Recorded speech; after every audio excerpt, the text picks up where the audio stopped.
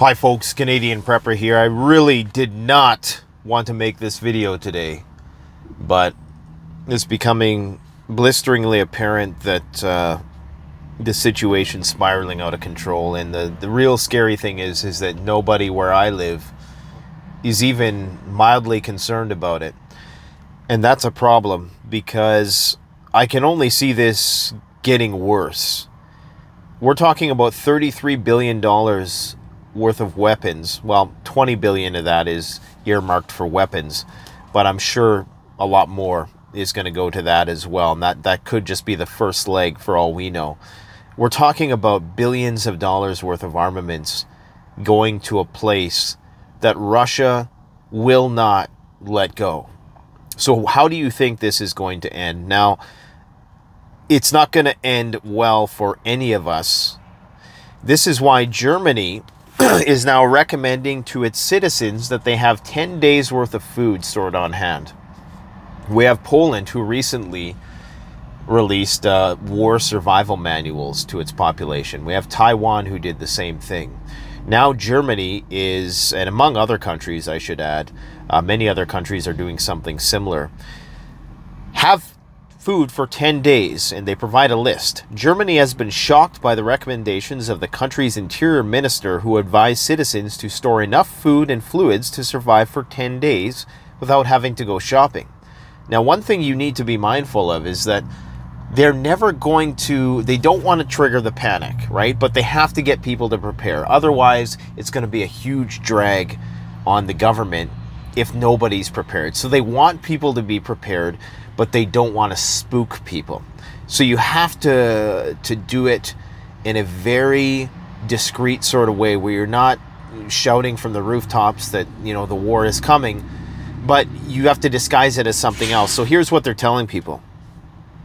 Nancy Faeser justified the recommendation by saying that Germany was at risk of cyber attacks, which could wreak havoc on key water and electricity infrastructure. Okay, why out of the blue talk about cyber attacks?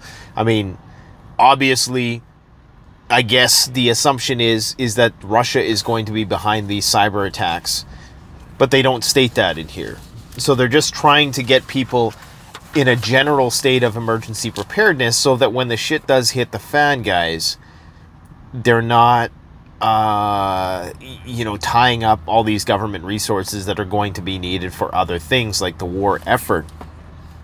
Speaking more specifically, they noted that if the power is cut off for a longer period of time, it is definitely useful to have an emergency supply in the house. And they use other excuses here, like we must step up now to deal with the various crises, pandemics, the effects of climate change, the dangers of war, she said. So they just throw that in there at the end. You know, the dangers of war. I mean, what war? What war is Germany going to possibly in except World War III? That's the scary part here. And they're starting to encourage people in a time of food scarcity to prepare for 10 days. How does this end? I mean, how does it end when you're sending so many weapons, not only just from the United States? Poland just sent 240 tanks. Okay, oh, supposedly. I don't know how many are going to make it there, because the rail lines are destroyed. But Wall Street Journal has already confirmed that Poland has delivered 240 modernized T-72 M1 tanks to Ukraine. So what do you think that Russia is going to do in this situation? May 9th is coming, which is Victory Day for Russia. A lot of people think that Russia is scrambling to, you know, to win this war before that date so that they can declare victory. But I've said before, that's pure rumor and hearsay. That's an unfounded, unsubstantiated rumor that that's the case. I don't think the Russians give two craps about what day it ends on. In fact, it's been said by almost on everyone on all sides that this thing is going to go on for months, if not years. So this May 9th notion, if anything, it is going to be used to muster up more support for the war.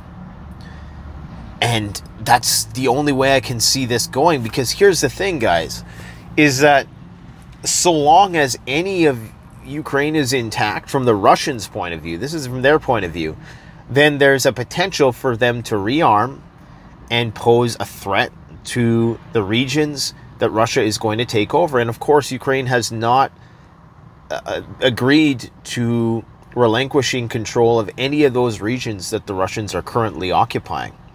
So, you know, this is going to end on May 9th. Are you kidding me? I mean, just throw that idea right out the window.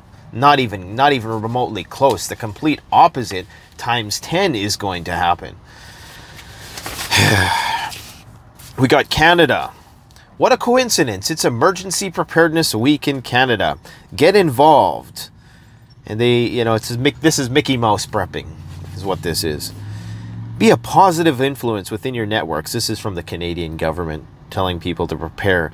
You can win an emergency preparedness kit. I think it's great that they're doing this, but to me, it's too little too late. I mean, you have a population of people which is hopelessly dependent on the grid and technology and the news, who is not going to give them the straight scoop, like they're not giving it to them now, about how bad this situation is, about how close we are to nuclear Armageddon. Like every single lifelong researcher of nuclear war agrees that this is the closest we've ever been to nuclear war. Ever.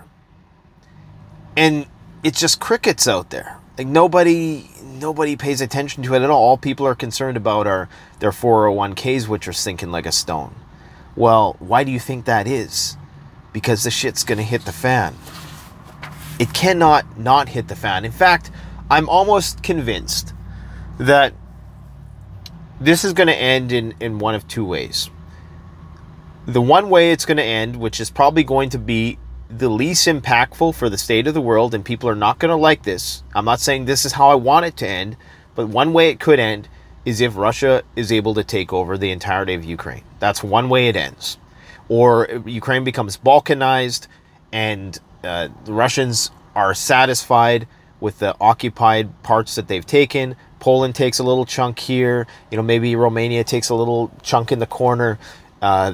Kiev remains as what will be referred to in the future as, you know, Ukraine or whatever. And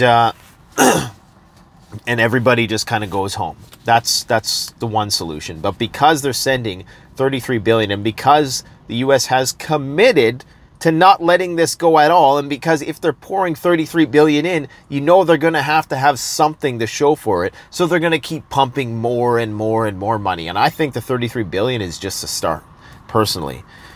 And we're going to see what the Fed does this week, because everybody's watching the Fed.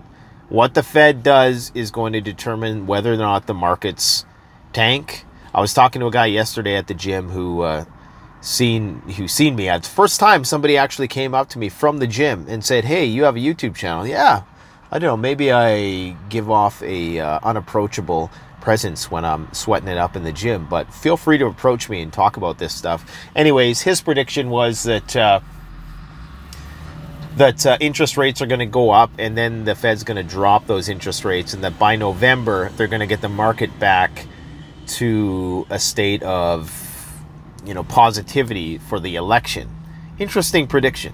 It's possible, but depending on how this war plays out, man, I don't know. I really don't know. Like, listen to this. Russian television. Putin wiped Britain off the map, launched the Apocalypse torpedo. This is, you know, we usually show these clips in the supercuts, but this is a new one.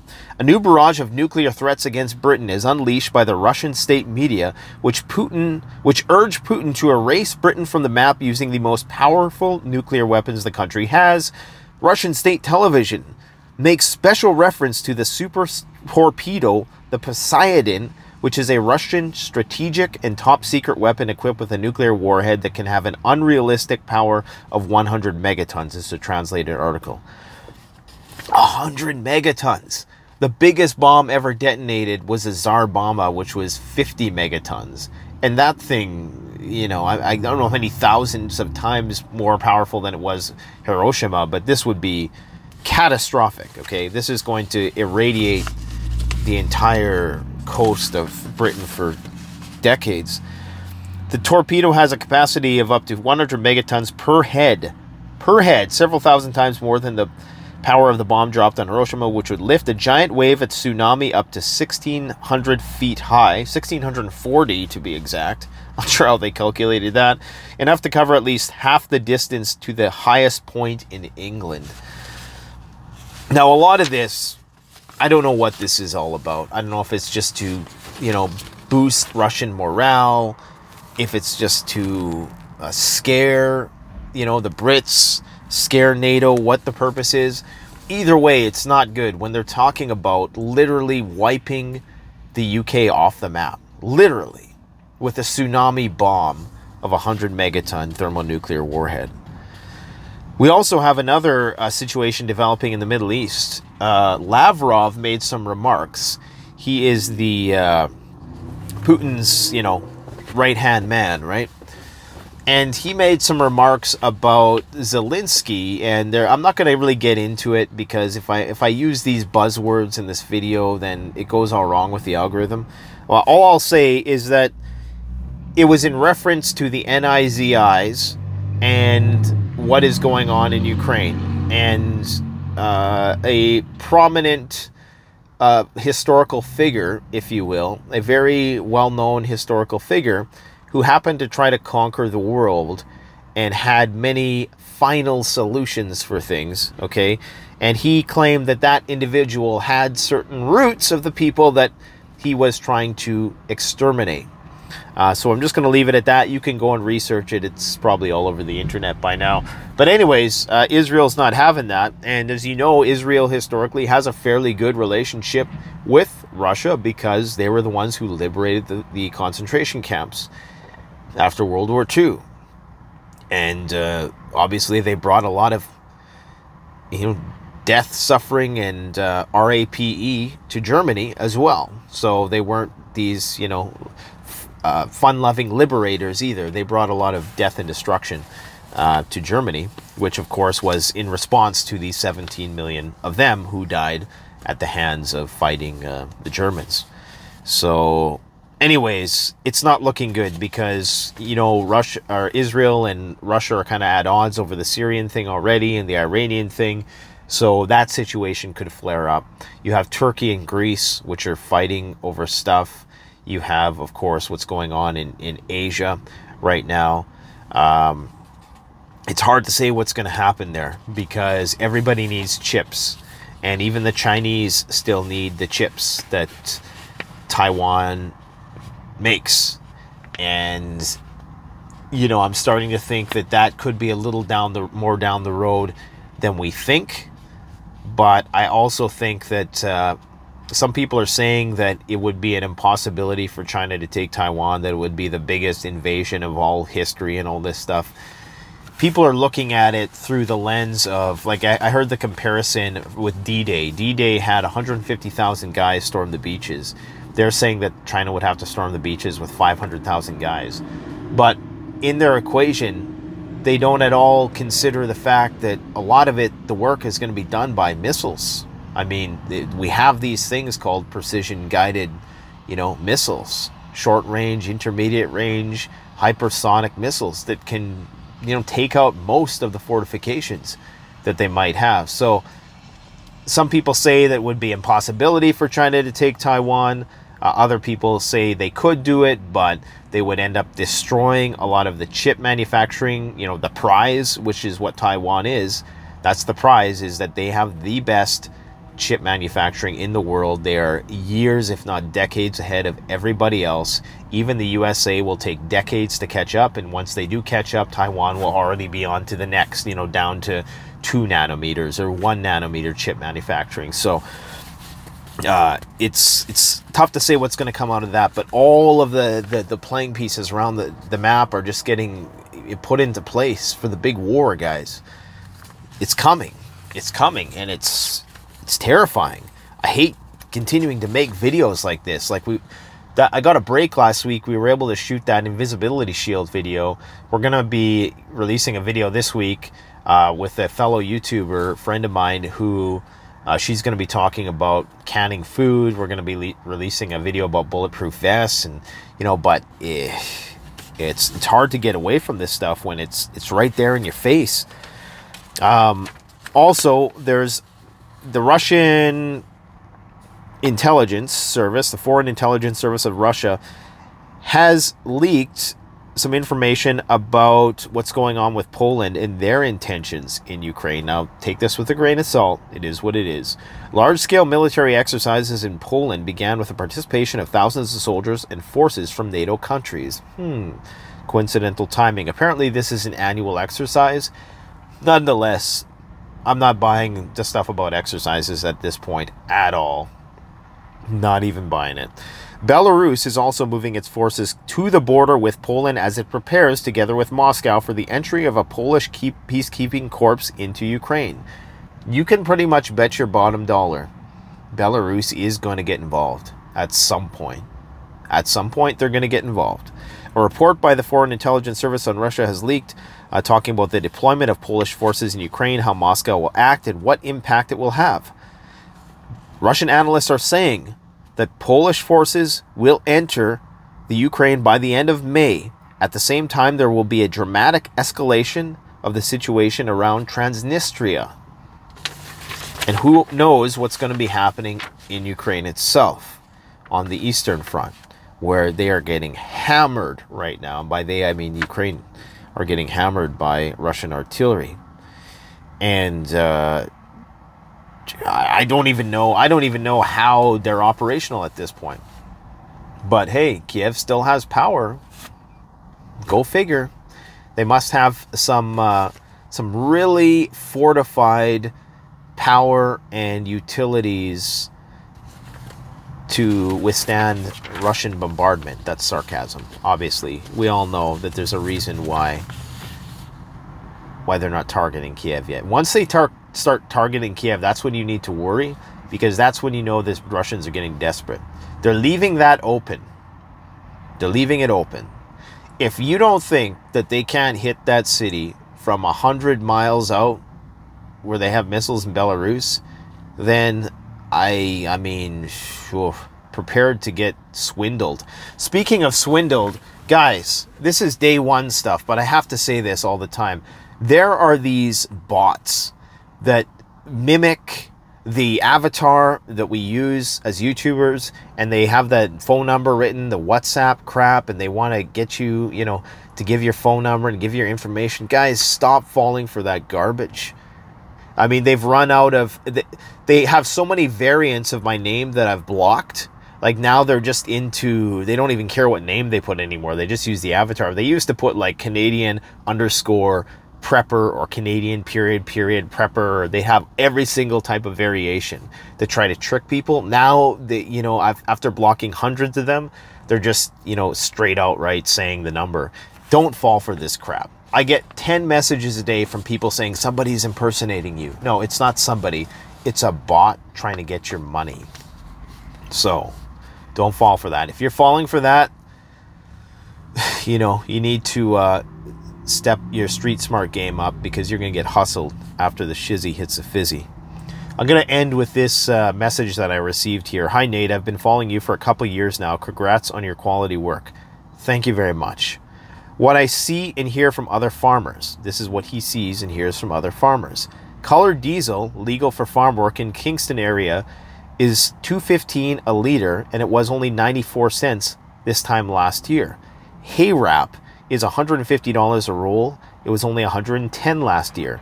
Fertilizer, $1,600 a ton, was $625 last year.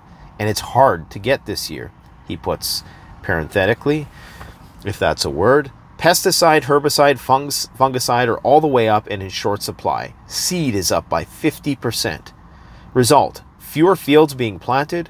What are being planted will have lower yields and will have more waste due to lower application rates of said sides. So the entire food production side is going to be way down. This, of course, is not counting any environmental anomalies that we may see that may compromise the growing of food, as is the case in India right now, where they're breaking heat records left and right, which is diminishing their crop by a projected 25%.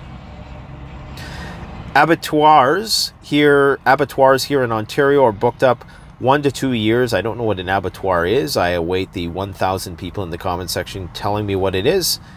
Are booked up 1 to 2 years in advance due to huge numbers that have closed in the last 10 years because of constantly changing government regulations and rules. So getting commercial meat processed is now extremely difficult. Interesting data point. 85% of Canada beef is processed only through 4 plants. Think about the implications, he says. Yeah, think about the implications, particularly around the issue of cyber attack. I've been prepping for a few years, gotten much more serious last year. I'm sitting down with my 2 adult sons this weekend to war game, in quotes, different strategies or scenarios of the next year, so we all know exactly what the other will do if SHTF happens. They have become very concerned and are all now in on the prepping thing, something I never would have imagined happen. Keep up the great work. Thanks a lot, Patrick, for the great email. These are the emails I love. People who, you know, are in the industry, who see things changing firsthand, and can tell us if there are those irregularities that we should be watching out for. Every day I wake up, I hope that I'm going to hear some good news, that I hope that there's going to be a way out of this quagmire of a situation that we're in. I don't see one at this point. I don't see this thing de-escalating. No matter how you slice it, it's going to escalate because neither side is willing to back down. And that's what it boils down to. NATO isn't willing to back down.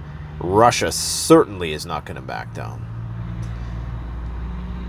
So it's only a matter of time. It's only a matter of time, I think, before it spirals out of control, which is why they're trying to subtly inject the idea into people's heads that they should be prepared, so that if the unthinkable happens, the government has a bit of time. And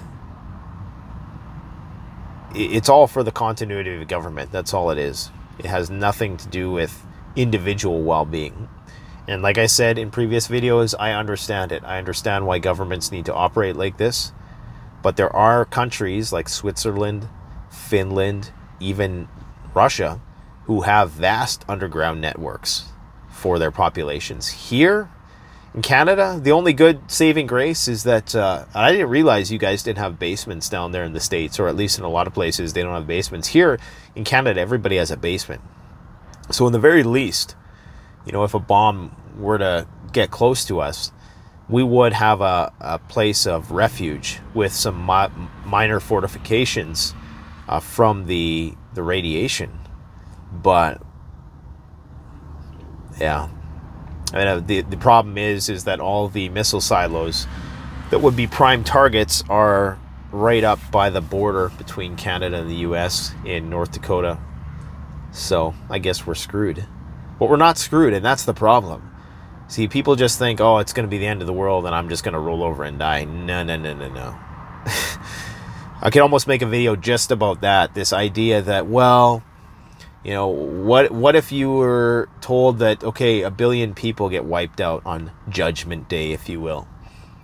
That leaves 6 billion people to endure hell. Okay? And how you are going to endure that hell is going to depend on how you've prepared before that. And a lot of people will say, well, no, everybody's just going to die in a nuclear war. Not necessarily. There's many scenarios. There's many ways it could play out. You could have limited strikes. You could have, you know, a situation where it escalated a bit and then countries decided to have a ceasefire, but it was still hell, you know. So, I mean, there's plenty of scenarios, guys.